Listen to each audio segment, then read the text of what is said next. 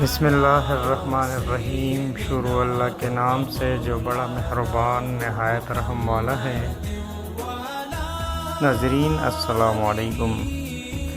حضرت ابو ہریرہ رضی اللہ تعالی عنہ سے روایت ہے کہ رسول اللہ صلی اللہ علیہ وآلہ وسلم کی خدمت میں ایک مرتبہ فقراء مہاجرین جمع ہو کر حاضر ہوئے اور عرض کیا، یا رسول اللہ صلی اللہ علیہ وآلہ وسلم، یہ مالدار سارے بلند درجے لے اڑے اور ہمیشہ کی رہنے والی نعمتیں انہی کے حصے میں آ گئے۔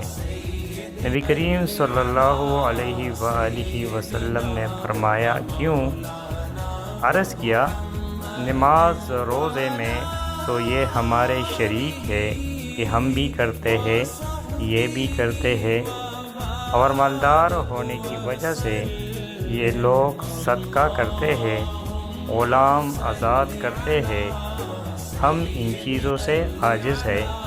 نبی کریم صلی اللہ علیہ وآلہ وسلم نے فرمایا، میں تمہیں ایسی چیز بتاؤں کہ تم اس پر عمل کر کے اپنے پہلو کو پکڑ لو اور بعد والوں سے بھی آگے بڑھے رہو، اور کوئی شخص تم سے اس وقت تک افضل نہ ہو جب تک ان اعمال کو نہ کرے۔ صحابہ رضی اللہ تعالی عنہ اجمعین نے عرض کیا، ضرور بتا دیجئے۔ ارشاد فرمایا کہ ہر نماز کے بعد سبحان اللہ، الحمدللہ، اللہ اکبر 33 مرتبہ پڑھ لیا کرو۔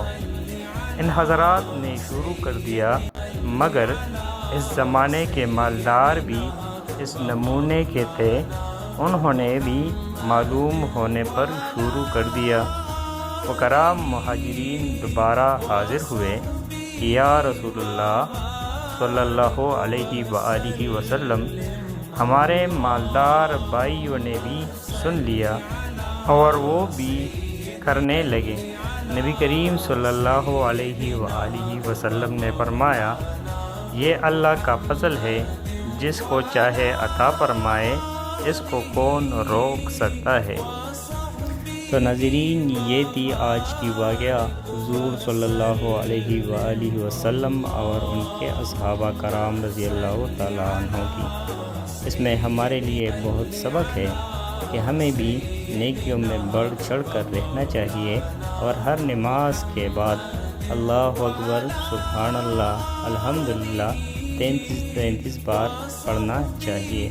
ناظرین، اگر آپ ہمارے چینل پر نئے ہیں اور مزید ایسی ویڈیوز دیکھنا چاہتے ہیں تو ہمارے چینل اردو کہانی کو سبسکرائب کریں۔ ملتے ہیں اگلے ویڈیو میں، تب تک کے لیے اللہ نگہبان۔